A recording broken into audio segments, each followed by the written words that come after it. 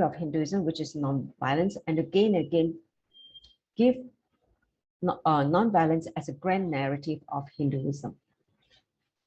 Okay, so let's look at what Yoga Sutra Patanjali defines Ahimsa as. See, Ahimsa forms one of the 5 yamas, the 5 universal principles. They are, okay, Ahimsa, non-violence, Asteya, truthfulness, Satya, truthfulness, Asteya, non-stealing, Brahmacharya, purity, or living like God, and Aparigraha, living with minimum things. These are the 5 universal principles or law called yama. And in Yoga Sutra Patanjali's chapter 2, Sutra 82, chapter 2, verse 31, it says these great vows are universal truth, not conditioned on and not restricted by birth, your race, your place and time or situation or circumstances where you took birth. All these 5 vows are universal. Okay.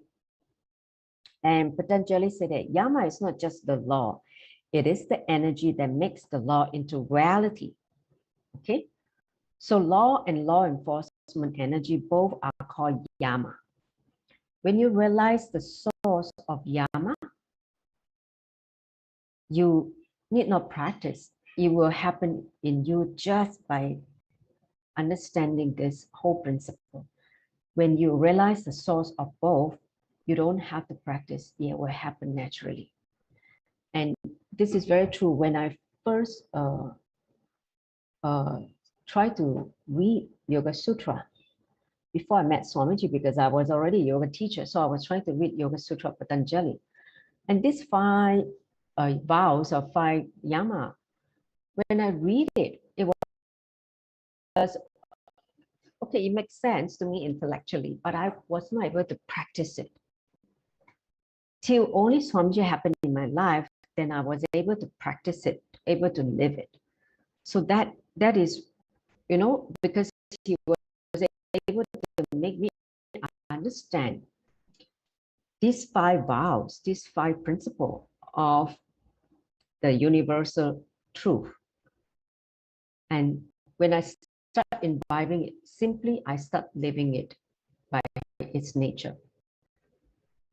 So violence, he said that violence first burns you before you give it to others. It means you are that's why he said that, he told all the Gurukul kids, when you become violent, you're hurting yourself rather than others.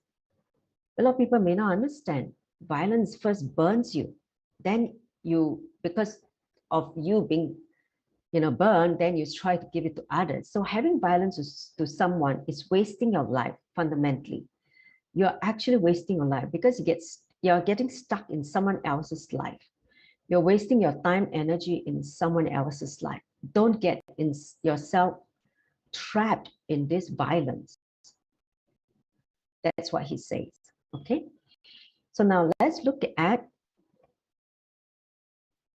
what is happening around the world, and especially in Asia. I have no time to collect the data with other parts of the world, like in the US to South, to give you a landscape, a reality check of what is happening out there. Okay. Because I live in Singapore, so I'm able to dig up some of the data. So I'm going to present Singapore and some data from Asia. So let's look at first Singapore. Last month, okay, 20th of July, the whole Singapore was shocked by a child, a 16-year-old boy. He was charged with murdering a fellow student, a 13-year-old boy, in school toilet. He carried an axe and he killed the 13-year-old.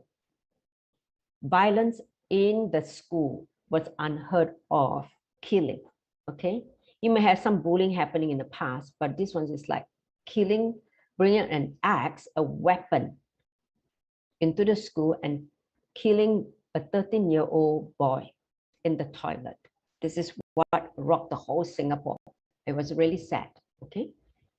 And you also, when we look at the last year's data, just end of last year, bullying climate in Singapore, 1 out of 4 children are victims of bullying. It means what?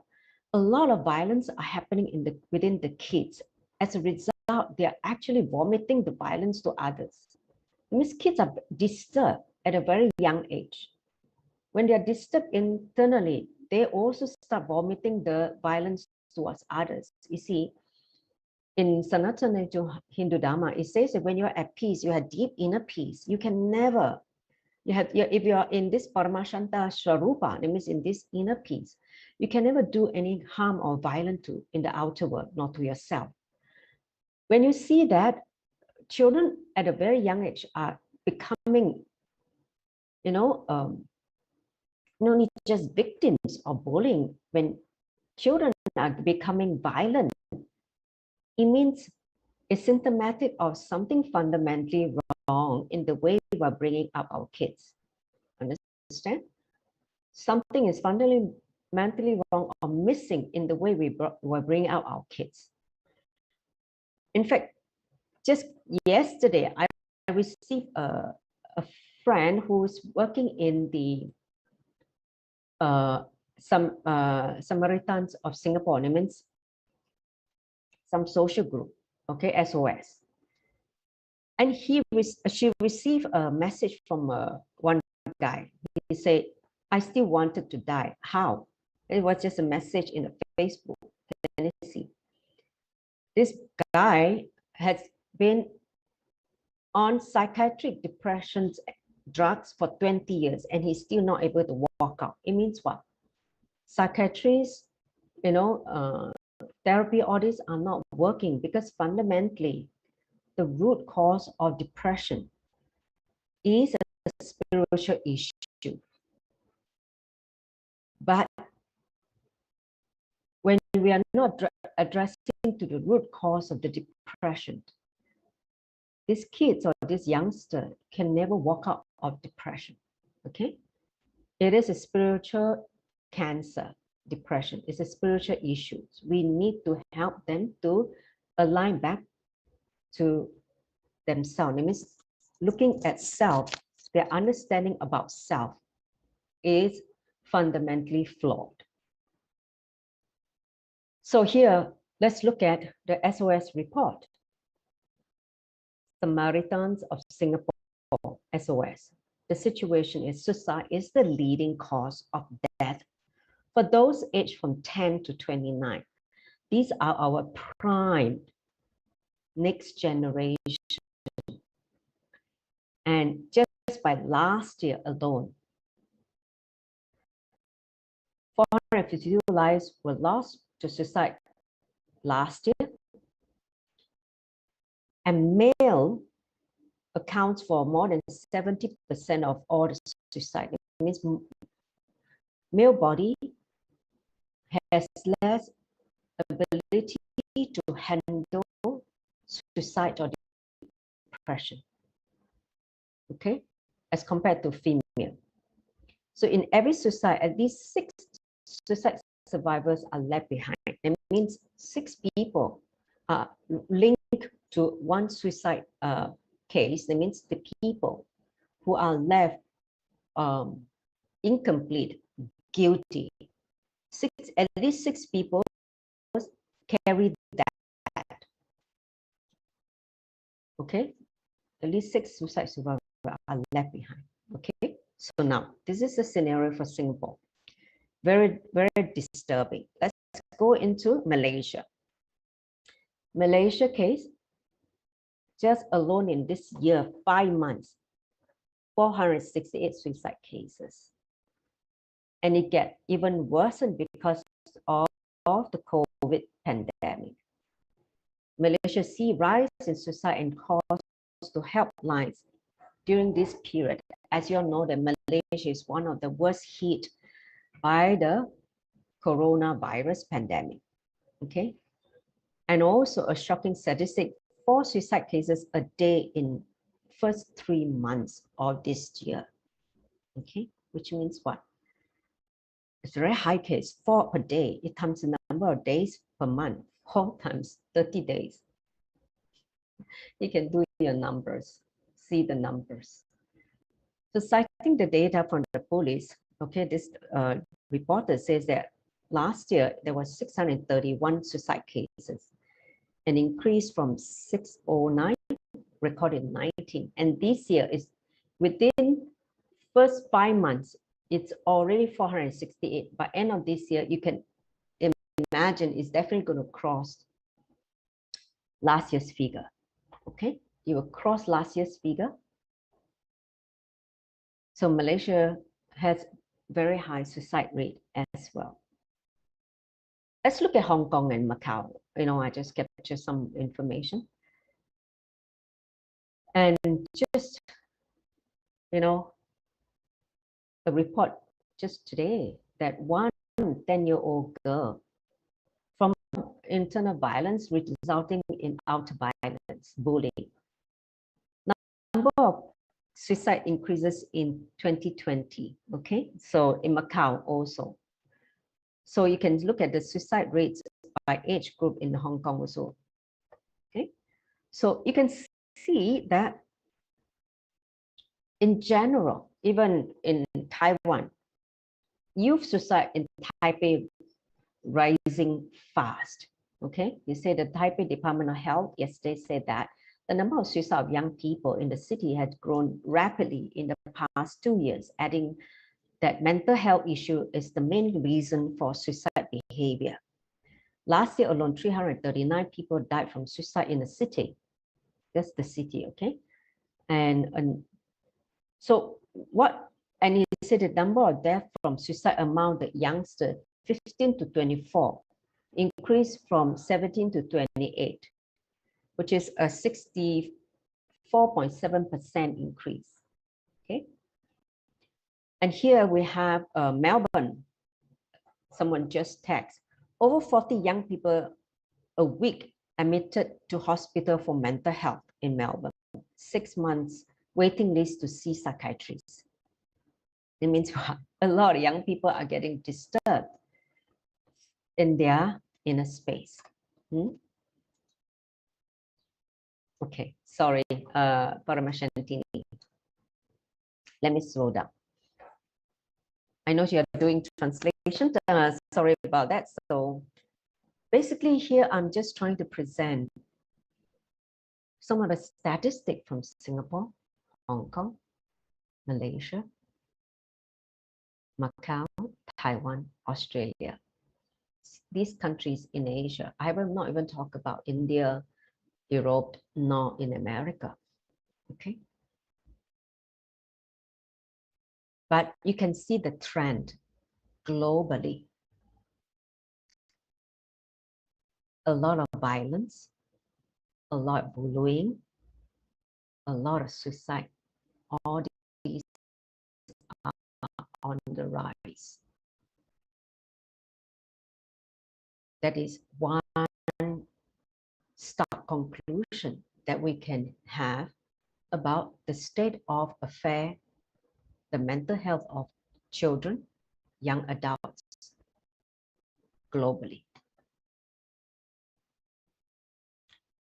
So in a nutshell, increase in violence has become a major social issue among children and youth in the world.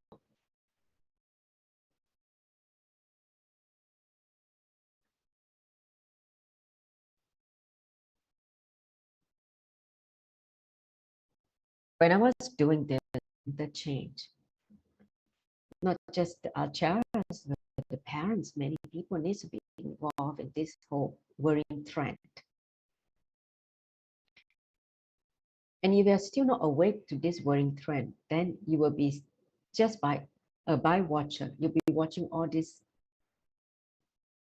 thing happening in front of our eyes without knowing what to do, how to even enrich and help. So today's Enlightened Parenting session, I know it is a topic very heavy, loaded with a lot of emotion, but I feel it's a very, very important session that everyone, whether you're watching from Facebook, whether you're watching on, in the Zoom with me, this is going to be one very, very important puzzle that many of us need to solve. And I can tell you the solution only comes from Sanatana Hindu Dharma. Psychiatrists, psychoanalysts, drugs are not the permanent solution. They may temporarily sedate, make the person come down and not do anything.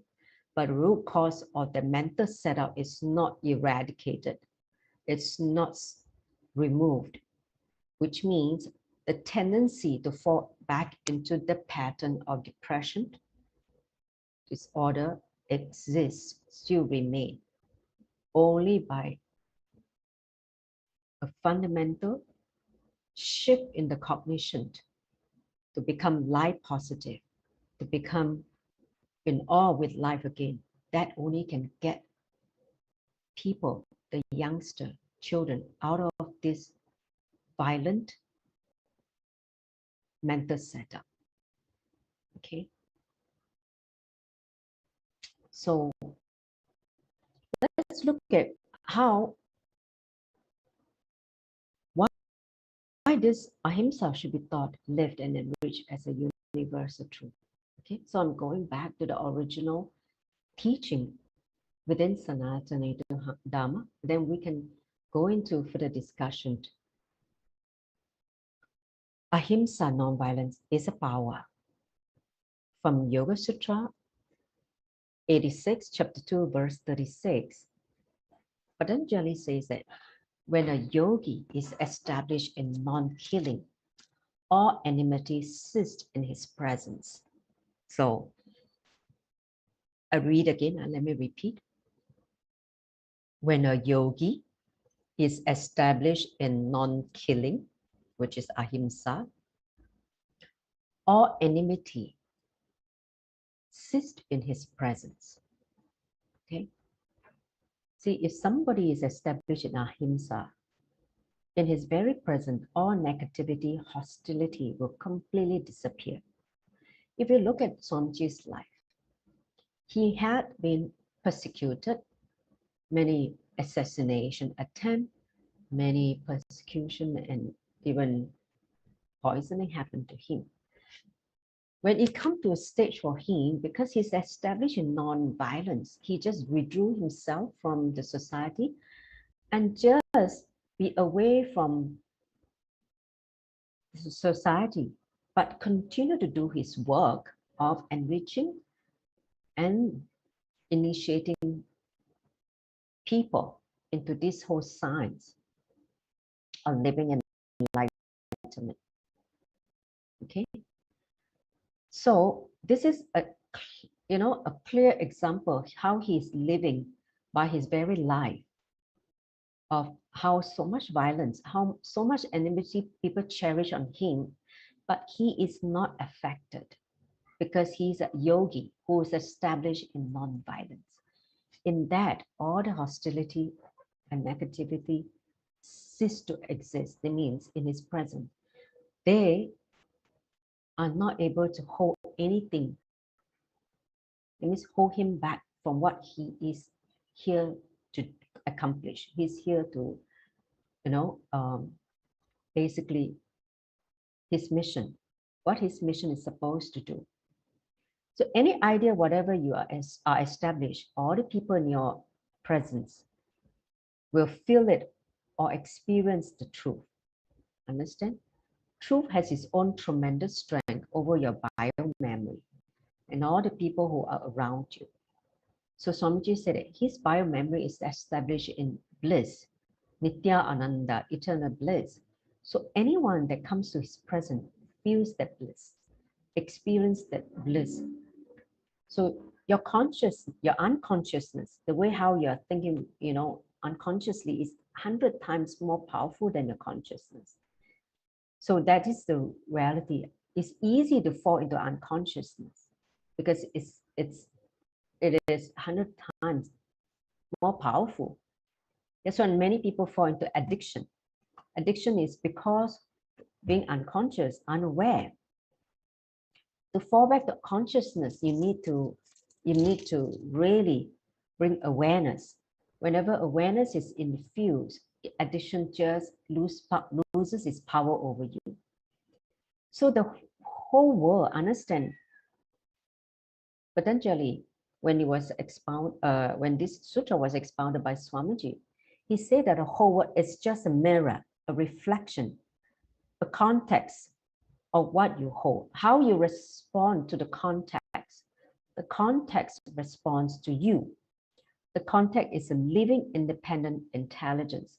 If you understand the context, you will not blame the world for anything or how the world is torturing you. You will not point finger outwards. You will turn your energy inside. The idea that the context is harassing you, it is just your justification for violence.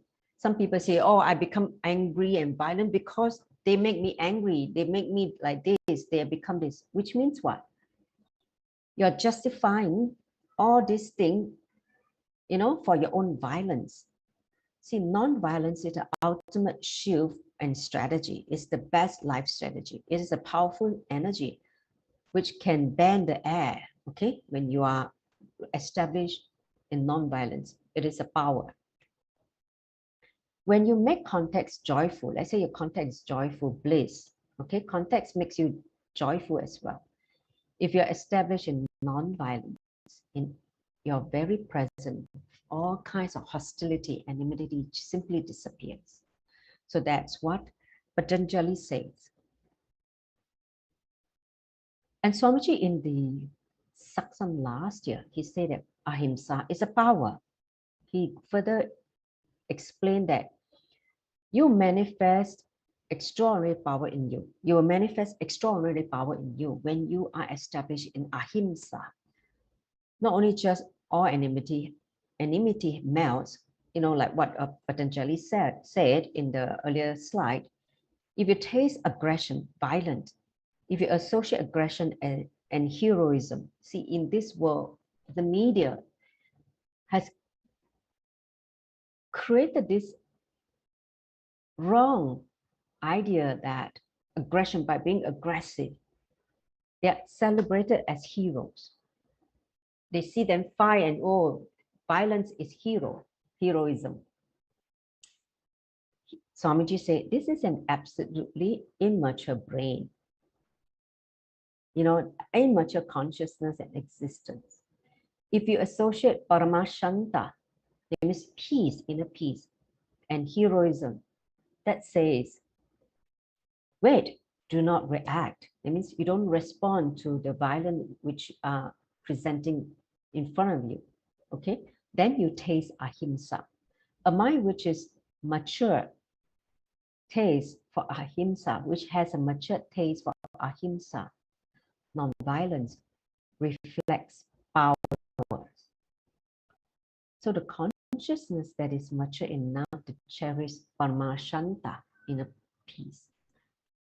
As heroism, peace is what should be celebrated. It's patient, non-reaction. And Paramashanta is non-violence as heroism becomes a power. Sorry. Okay, so this is how Ahimsa are taught in Nithyananda Gurukul. Okay, see, in Swamiji's Gurukul, the Balasan, the kids, are taught this universal principle and its power. So Swamiji make them sit with a rose, practice this over a period of time till the space become totally non-violence. As a sign of that non-violence is the rose will be able to flower without any thorn, will be able to grow without any thorns. Have you seen rose without thorns? Because by its nature, the thorns by the rose is to protect itself. But by your sheer compassion, by your sheer space of non-violence, Ahimsa, the power you have is able to convince even the plant to drop its thorns because it becomes comfortable with you. So the Gurukul Balasan has demonstrated this power of making rose plants drop its thorn their thorns in the space of ahimsa, non-violence. So this is what is taught in Gurukul. One of the fundamental principle of universal principle that they are taught beside the other four, which is, Satya, Asteya, Aparigraha, and Brahmacharya. Ahimsa is taught as a universal truth, and so on to make them go through this process of cultivating ahimsa inner space by making the plant drop their thorns. And Swamiji says that ahimsa should be the strategy for life. See, even he has been attacked, abused, trying to be assassinated, killed. Swamiji continues to maintain ahimsa and non-violence because, see, by our culture, we breathe and live and believe ahimsa. Okay? See, when you decide that this powerful verse, Ahimsa Paramo Dhammaha, which means you have decided that ahimsa is basically the central part of the Dharma. It means Dharma is the center in which you are going to make all your decisions. Then there's no question of being cunning, selfish, constantly exploiting strategy, because those strategies may get some benefit initially, but will start developing deep self-doubt in you. See, when you're violent, not only to others, but yourself, like trying to inflict a lot of self-harming, a lot of what you call it? Violence to yourself, whether it's in the form of destroying your possibility, you will develop a very deep self-doubt in you. You never get out of this self-doubt because the violence is what creates the self-doubt in you. And forever you'll be stuck in the self-doubt. Okay?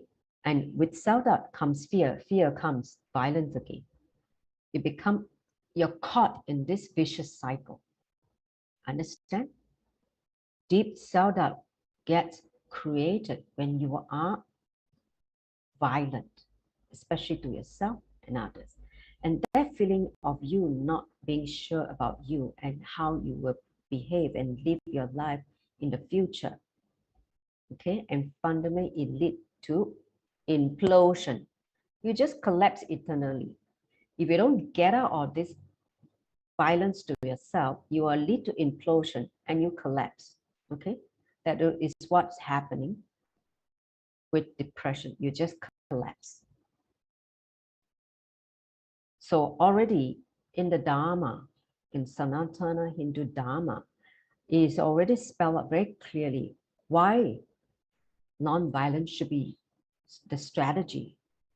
If you harbor this violence, cunningness, all this trying to exploit others, thinking that others are doing, everybody is doing, it's okay, to be part of this, and everyone is doing it, then you are encouraging yourself to fall into this deep self-doubt and leading to your self-destruction. Understand? So if parents, you understand this fundamental truth that ahimsa should be the strategy for life, you will not allow domestic violence in your home at all. You should start living it and impart that biomemory, muscle memory, powerful cognition to your children, to the people in the family, and they start living it. A lot of violence in kids stem from domestic violence only because parents are living with a lot of violence themselves. Because of their violence, they inflict the violence to the kids, and kids are also being tortured. They start vomiting the same violence in school, around their peers. So I want all of you to take a moment to pause at this slide because it is the fundamental truth where all of you need to catch, all of you need to internalize, all of you need to live it and start enriching.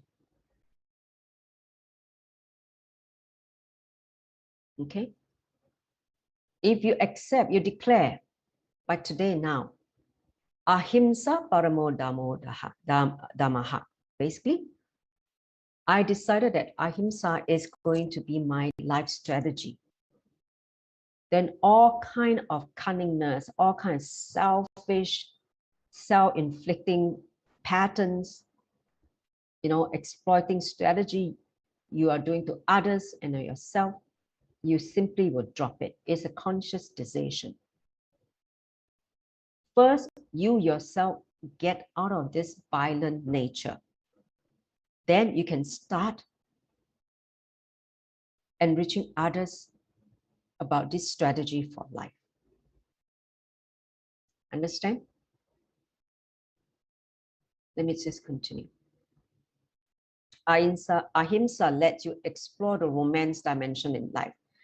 See, many people feel life is empty. This is an absolute delusion and false idea with which people who think that way, you're stuck. If you have not explored the conscious dimension of you, you are missing out in the conscious dimension of you, the higher dimension of you. Because you never see the larger picture of you, you never associate yourself at the consciousness level. That's why you find life is empty, you find life is boring, and you want to end your life quickly. This is where the fundamental disconnect is. Where is a conscious dimension, which you have not even explored? Once you explore this dimension, you will see the romance of life start happening.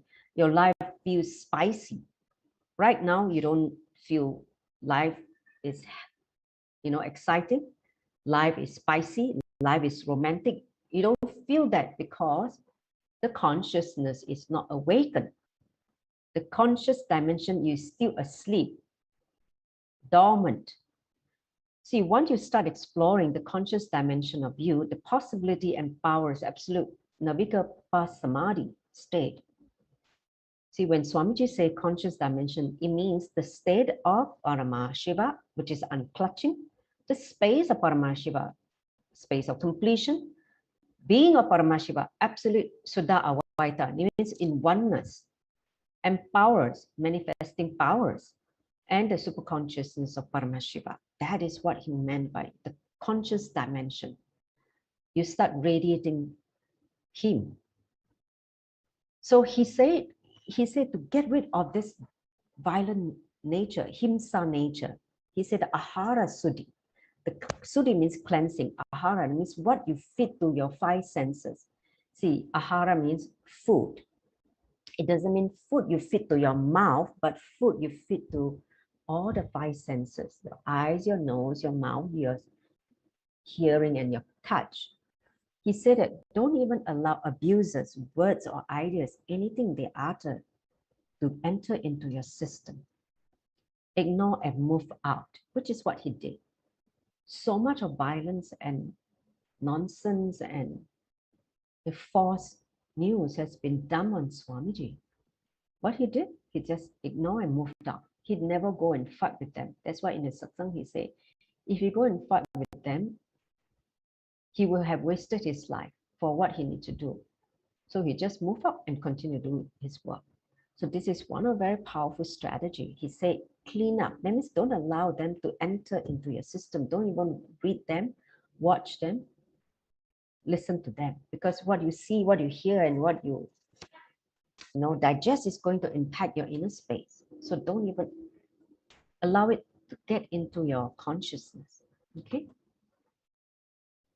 Only by exploring by allowing ahimsa to be established in your being, your consciousness, your strategy, you start discovering romance with life. Romance can only happen when you drop violence. I tell you one of my personal experience, you may have heard it in the past. See, in 2012, I realized that I had this anger problem, anger pattern, and I used to use the anger on my son Kai. And one day he was he didn't listen to me. He didn't want to listen to me. So I got angry.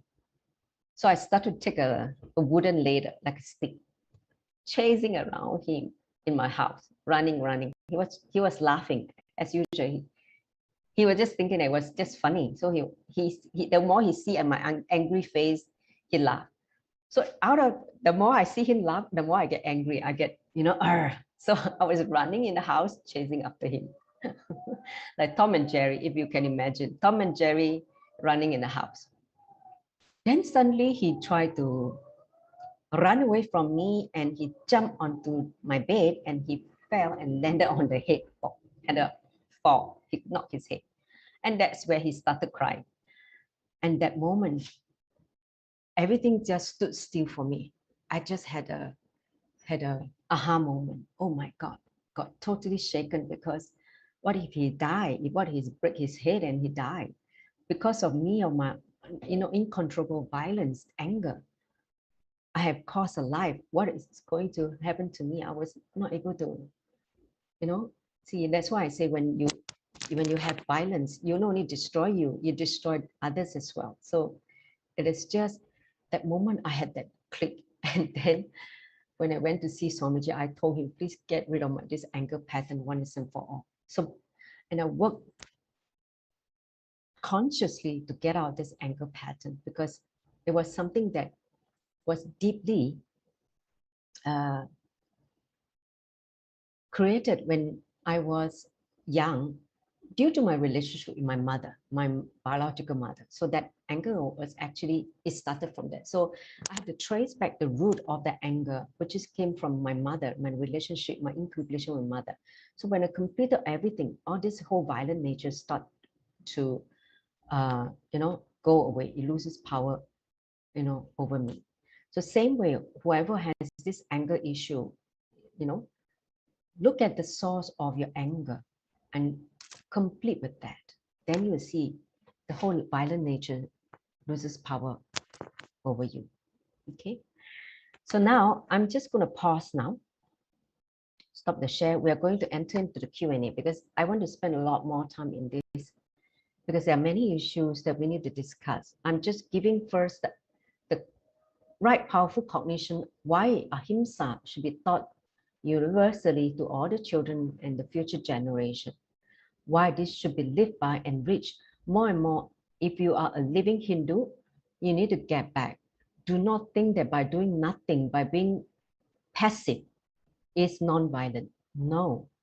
By actively, helping people to live non-violence, ahimsa, and reaching people to live in this whole universal principle. And you also, living by example, will only start to reduce the amount of violence on planet Earth. The consciousness can only take a quantum shift only when violence starts to reduce. See, because of violence, we're exploiting Mother Nature. That's why so much natural calamities, even the whole pandemic, it's also an act of violence to control, to bring suffering and, to the common mass. It is an blatant expression of violence. Understand? So let's look at, I'm going to stop sharing now.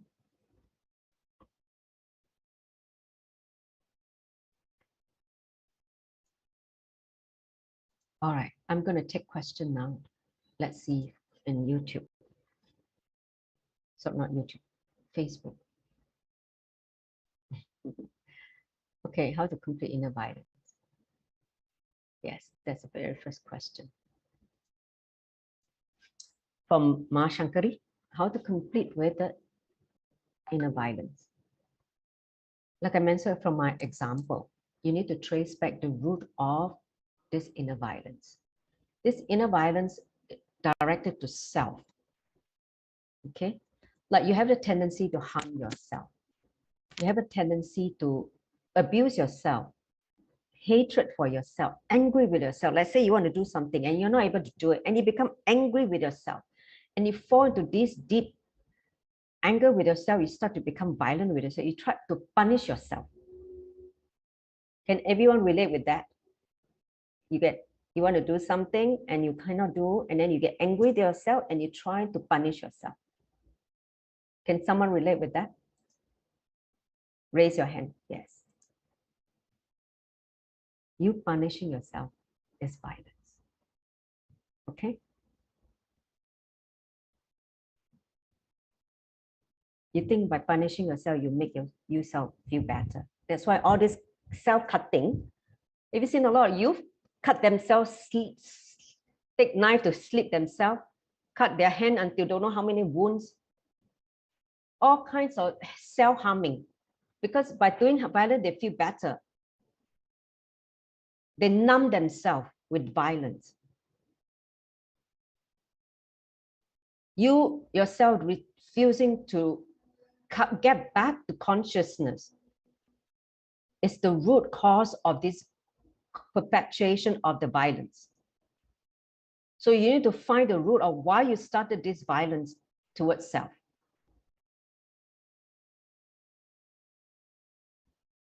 Once you find the root, you just have to go and relieve it and just drop it. Because you know that if you continue with this pattern of violence, it will not only destroy you, you'll destroy others, right? You are the first one that's going to get destroyed because you will destroy you first. That's why you're not able to experience this inner peace, Paramashanta Swarupa. It sounds like a remote fantasy for you because you never experienced the space, because you're still cherishing violence inside you. When violence is not removed, you can't taste that inner peace and the juice of life. Till you remove that, bliss start oozing up from every pore of your skin. Understand?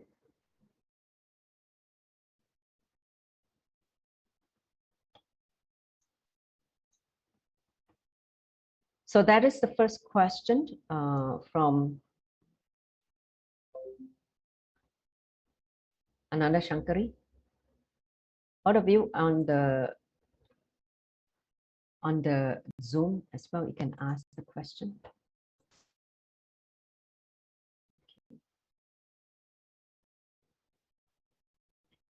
So let me just see any other question from the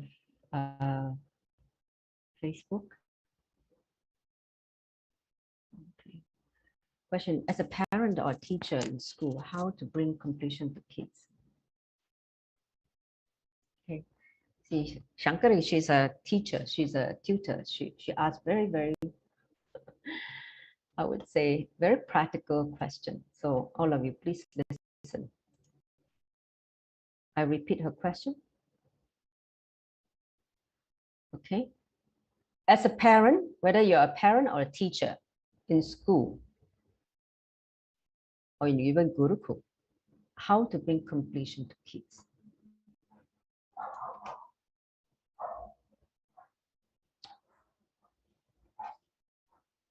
Completion can only work if the parents are also involved.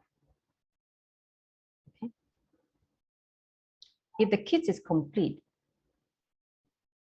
when they go back, they see the same violent domestic violence at home. The kids get conflicting messages.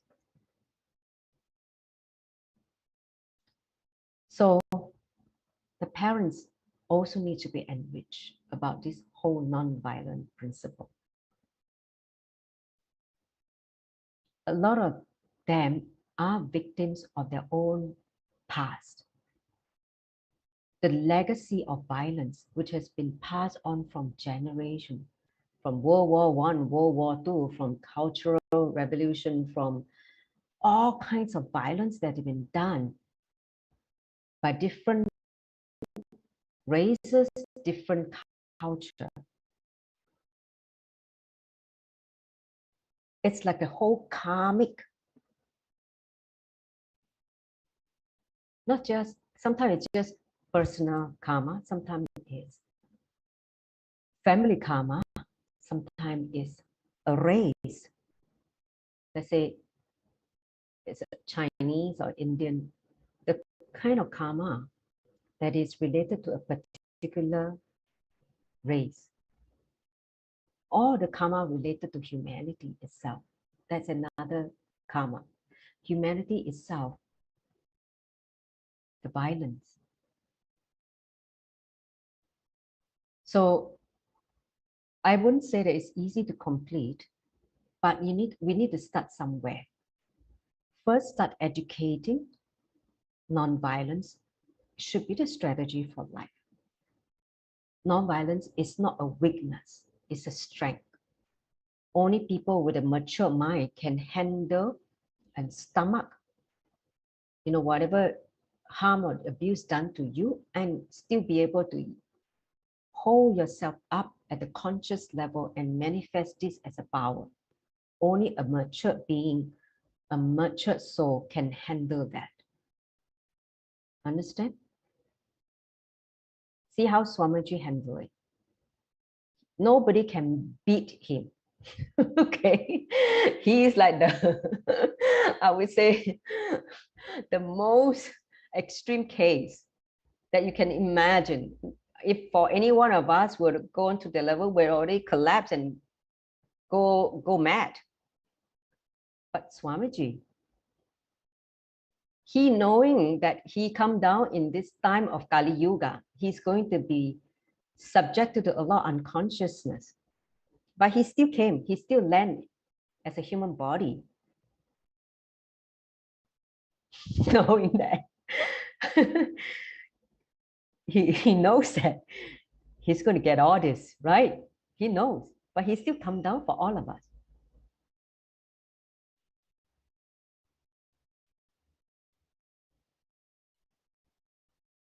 Because it is established in Dharma, in his heart. He's established in consciousness.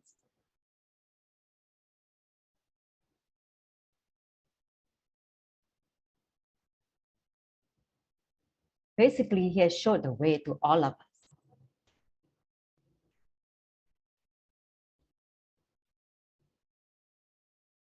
So it's up to us now to live it, to enrich the world. This important universal truth, the 5 vows of Sanatana Hindu Dharma. Okay, today we're only touching on the very first vow, Ahimsa. When we miss Ahimsa, this is what is happening with the whole world.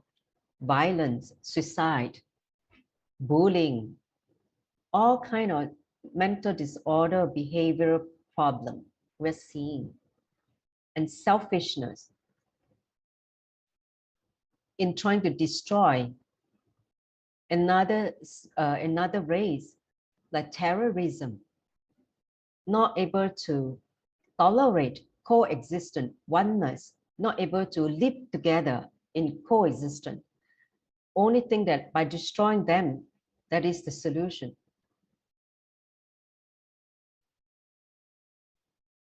But Sanatana Hindu Dharma is established in Ahimsa, which means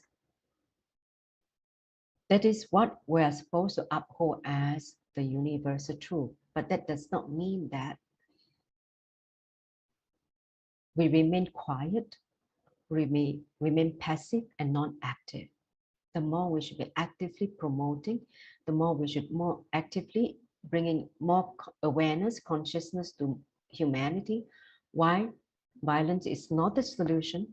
Violence should never be part of the life. Violence should be dropped. All that need to somehow be taught kids at a very young age. If you're a mother, please start teaching that to your child. Actually, when my son, when he went to school, he was faced with a lot of bullying because he's by nature very happy, personality, and he just radiates Swamiji's energy of bliss, and he laughed a lot, and he's just very joyful as a little boy. Many people were not able to tolerate. He got bullied left, right, center in the school at a very young age, primary school. Oh God, people would just come in and punch him and hit him for no reason, just not tolerate his bliss on his face. when he sees something, he'll just laugh. They are not able to tolerate because they think that he's laughing at him. And then what happened? They just come and beat him up. So that's what has happened. What is happening in Kai's life when he was in an earlier school. So much so that he started to have to develop self-defense. He needed to defend himself because too much was going on. Till one day, he had to complete with the whole violence. It means much later, just last year, he had to sit and complete with the whole violent nature with Kalabhaira. It was a very deep process that Kalabhaira took him through. Okay, and because he knew by the time he knew it, so he need to complete with that. So all of you understand that completion first help. So to answer Shankari's question, first teach, then the principle, why this is so important, why by being violent you're destroying yourself and others, why you will lead to self-destruction, why this should not be a strategy. Okay, in the outer world, there's too much violence. You see on the media, on newspaper, everywhere is violent. Either games or violence. All these violence are celebrated as heroes, which is fundamentally a big issue, right?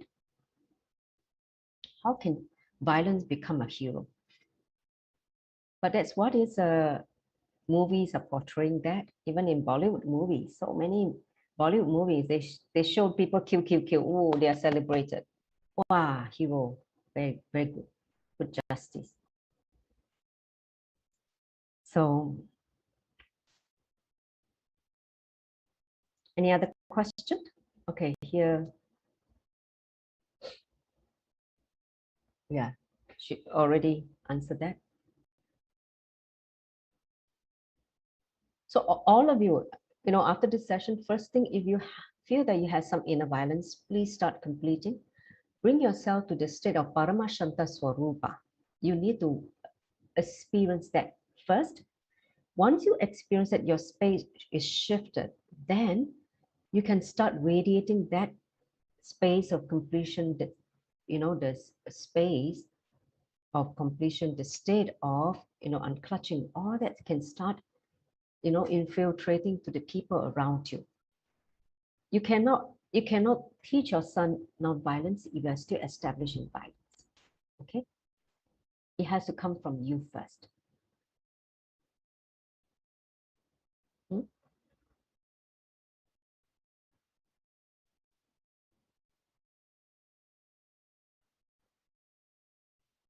Yes, complete with the violent. So here, Janashatika say, if the inner violence related to my mother, if I complete with mother, is it enough?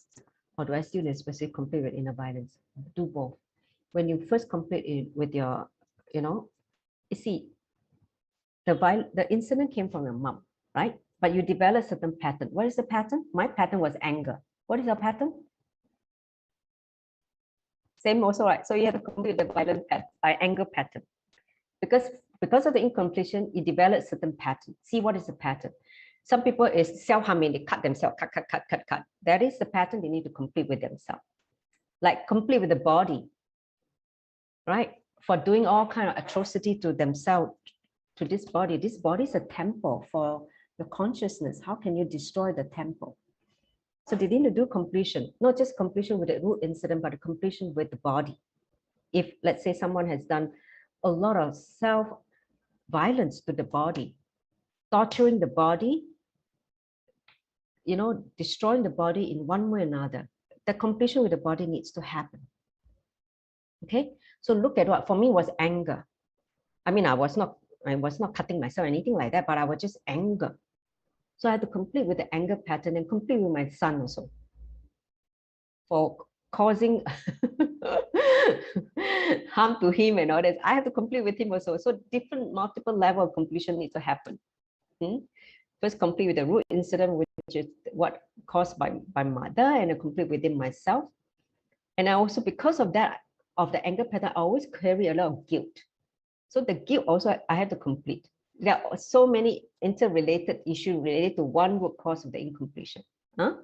Then completion with other people who I have inflicted violence on them, which is my son.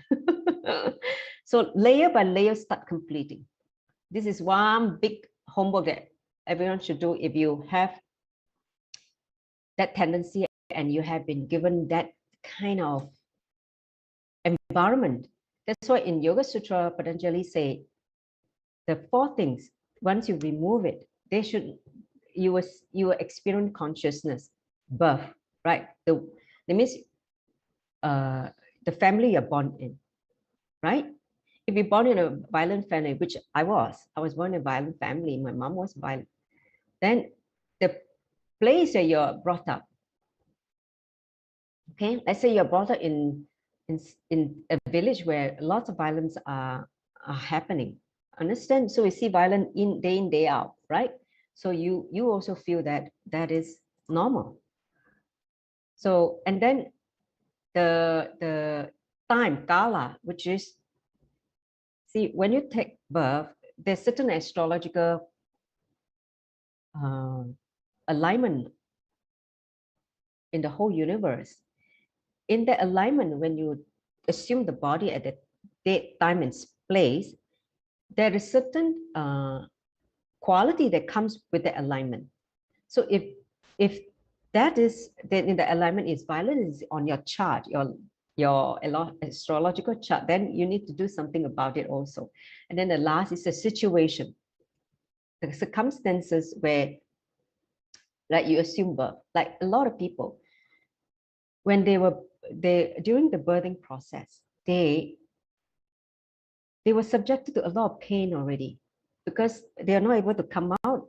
You know, when they come out, the first thing the nurse did was slap the backside and let the child scream. How do you like it when you just land on planet Earth and you're just being punished? Do you understand?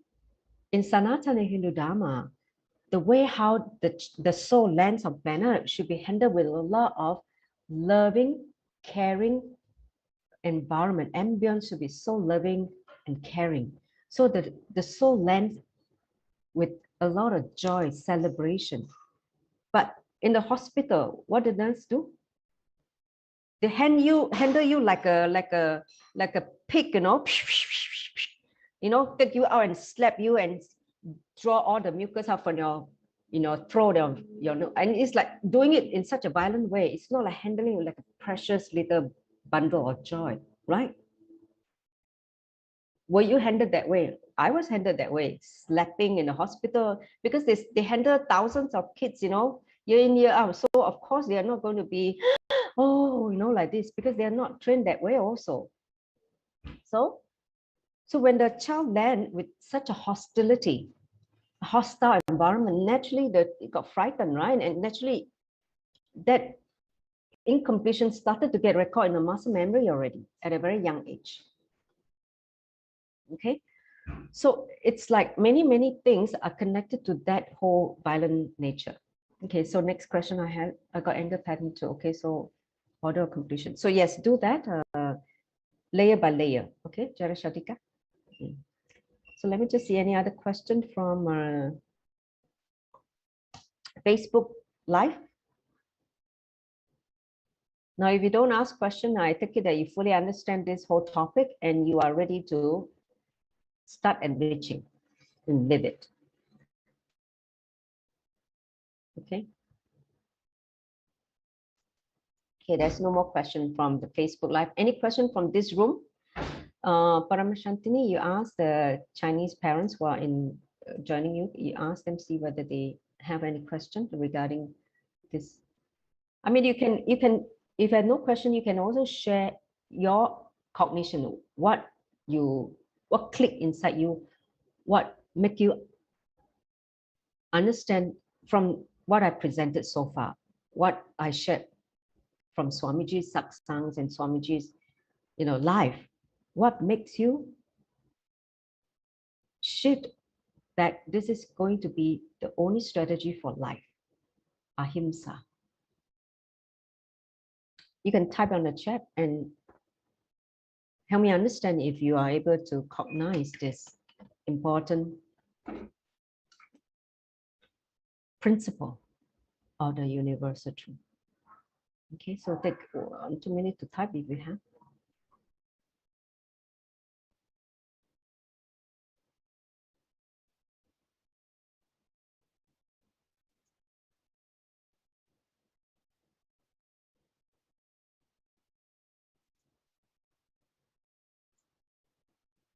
The thing is, even though you have been a victim of violence, you don't need to carry on this legacy. At your level, break it, change it, okay? By raising your consciousness and break this whole karmic legacy, which has been going on for many generations. You break it at your level, at your generation, so that you don't impart this thing to the next generation. At least do that. Take responsibility to break this karmic cycle.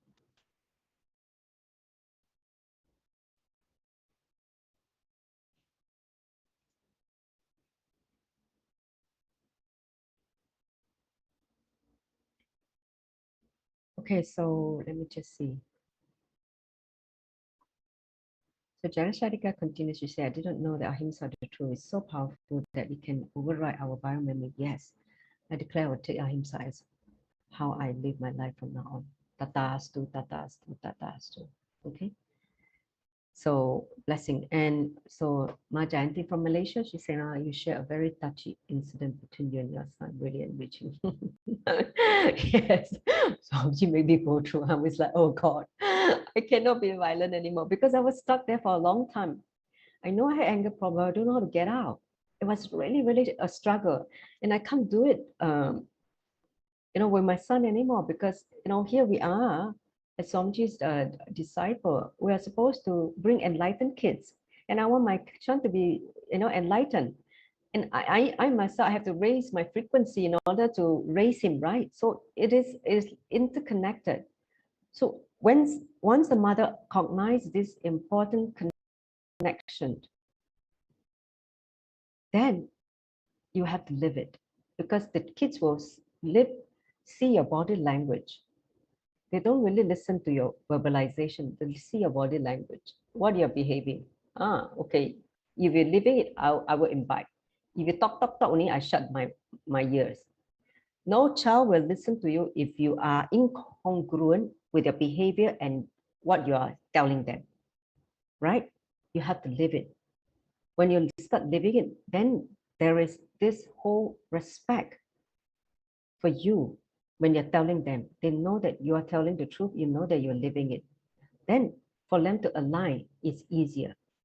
Otherwise, they say, see, you also talk only, you never live the whole truth Somji tell you. Why should I do it also? You're not even doing it. Then they give them the reason not to follow.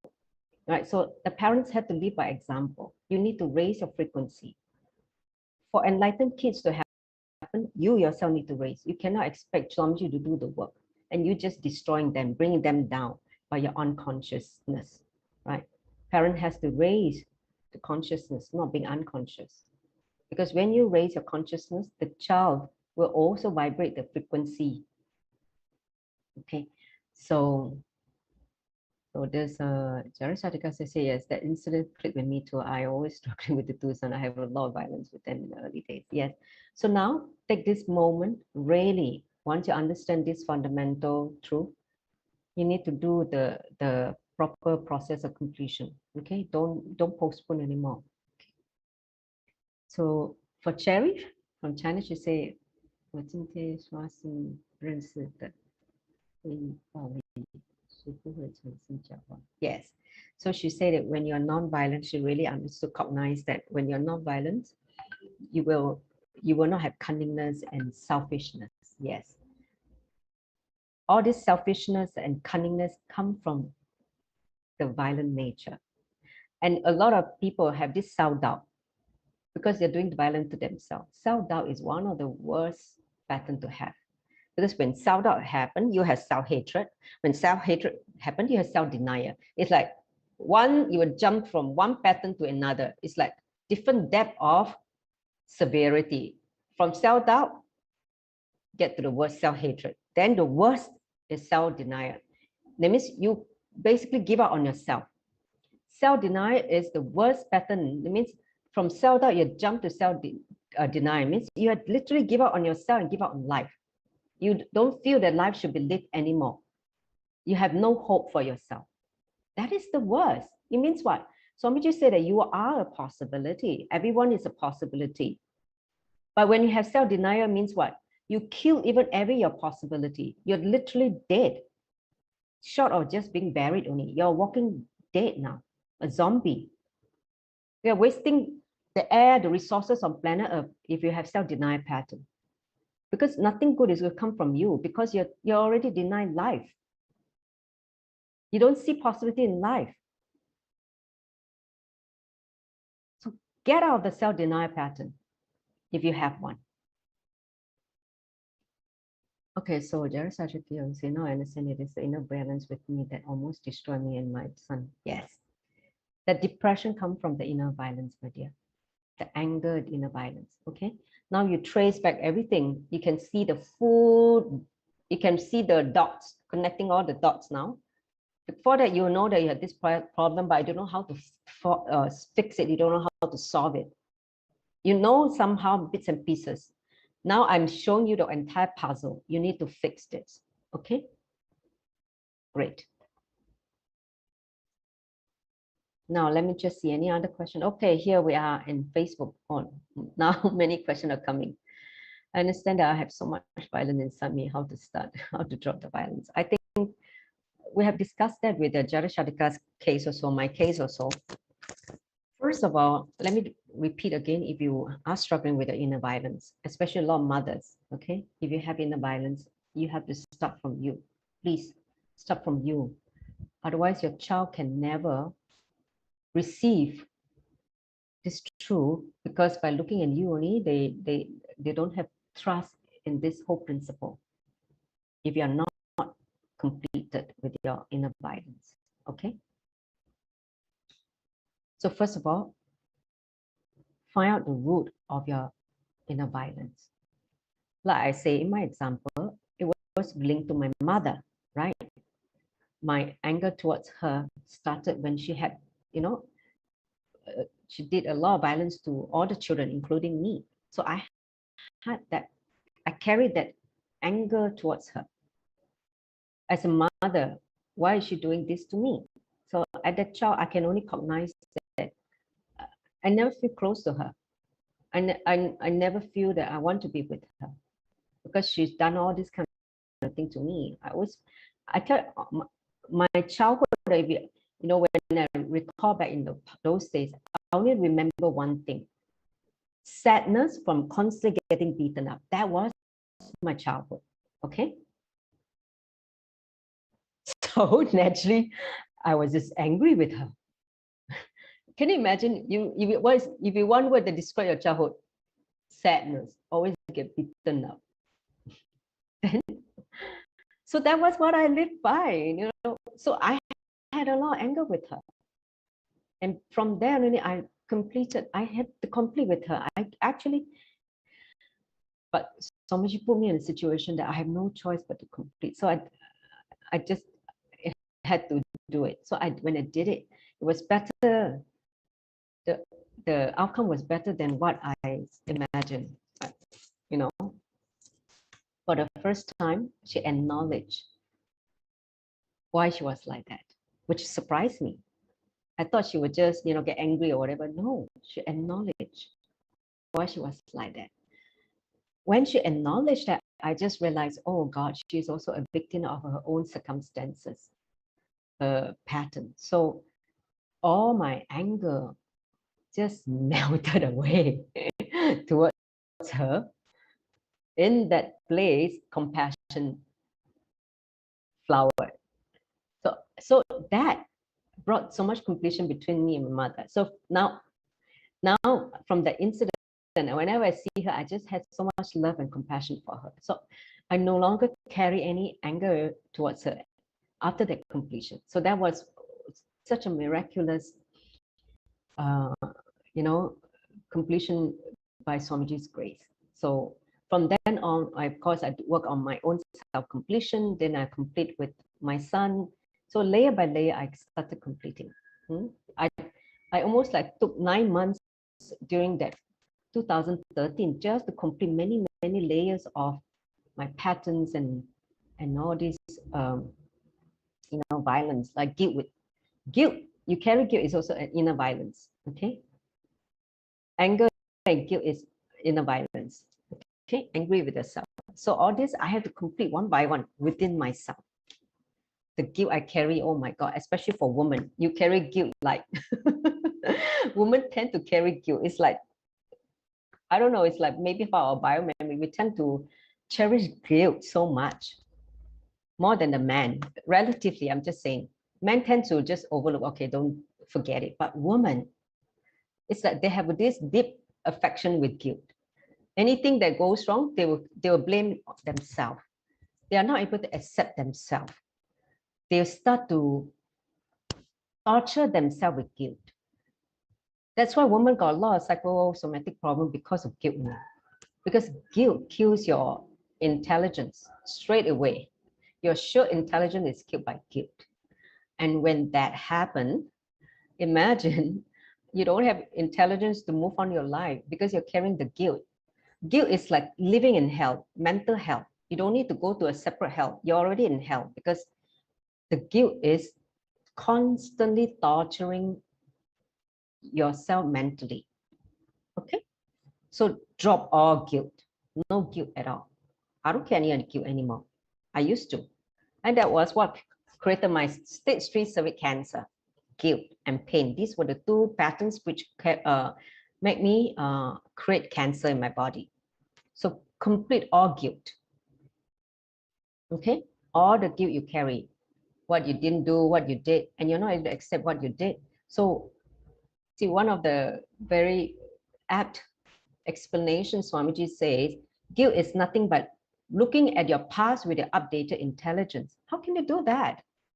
You did what you do, in the past based on your best intelligence. And when you try to look at your past with your current intelligence, you surely will not able to accept, say, no, just accept that you did your best at that time. That was the intelligence you had at that time. Then you created whatever.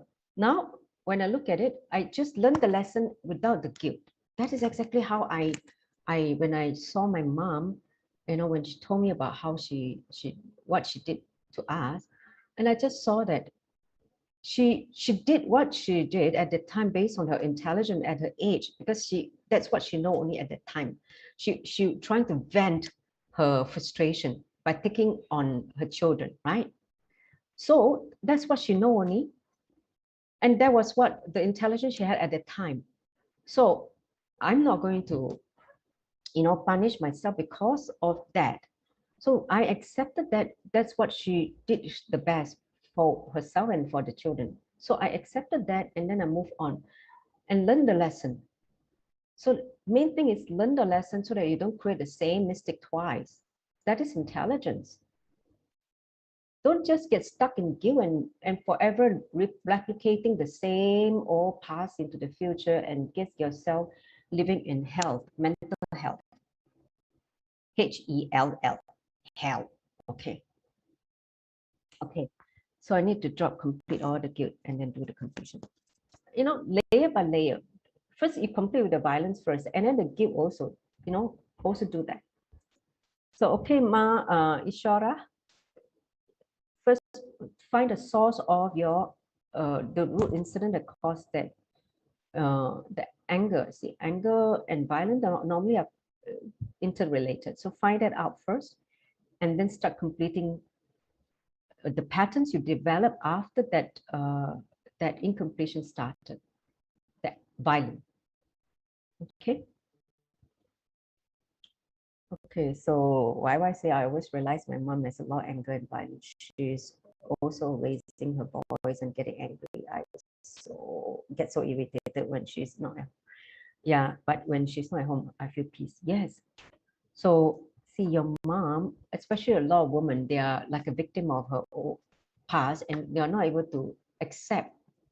They never do any spiritual, tapas in completion, and never, look at their life bring better awareness to their life. So naturally, they'll carry a lot of guilt, anger, intolerance, and possessiveness, all kinds of patterns that comes with that violent. So you need to help her to complete it. You need to, so you need to sit down with her. But first, you complete within yourself whatever irritation you have. Because once your irritation is there, when she says something, you will be again, your irritation will flare, and then you will not have the patience to listen to her. So you complete within yourself the irritation that she caused you, and all that.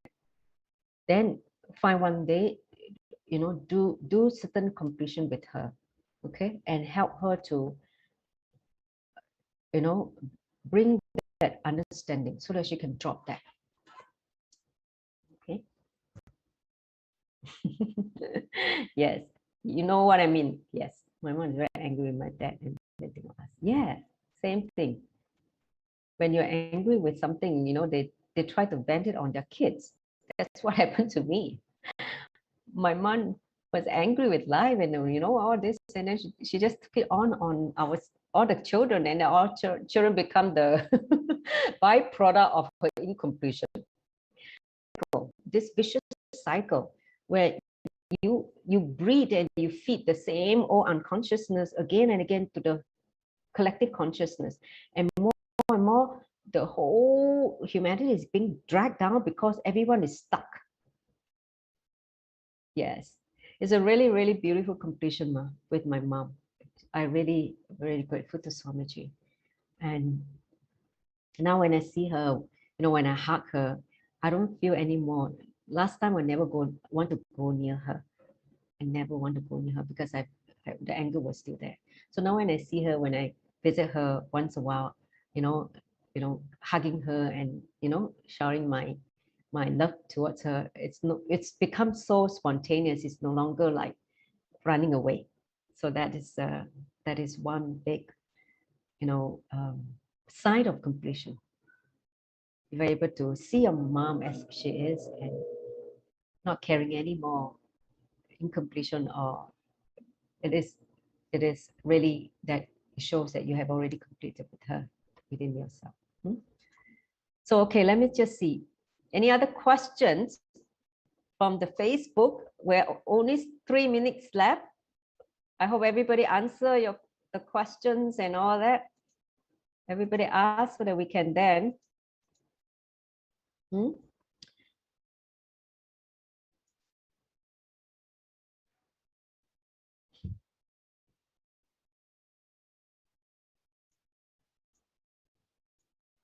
Okay, so basically, before I conclude, now we understand why kids are behaving like that. See, kids, all of them are not born like that. They are born from the space of completion. See, when you see them as a baby, they will never do any violence. They will not do anything. They're in the pure space of oneness, awareness. It is only when this, in the process of growing up, parents, society start inserting all this unconsciousness into them. That's why they start developing this violent tendency. So if we know the root of how this got started, you know how to remove, you will know how to basically stop it. Only when you know, then you can stop it. When you don't know, you'll be caught in this whole drama, psychodrama again and again and again.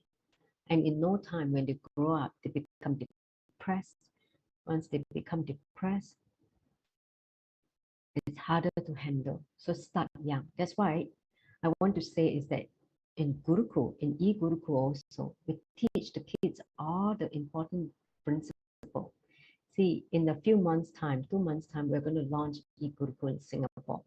Okay, we're preparing for that. Even this session is a preparation for parents to understand the importance of e-Gurukul. Right now, having a physical Gurukul is not, possible in immediate, future.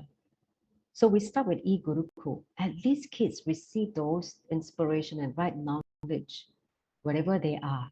We want to reach out as many kids as possible so that they can in turn start living it. Understand?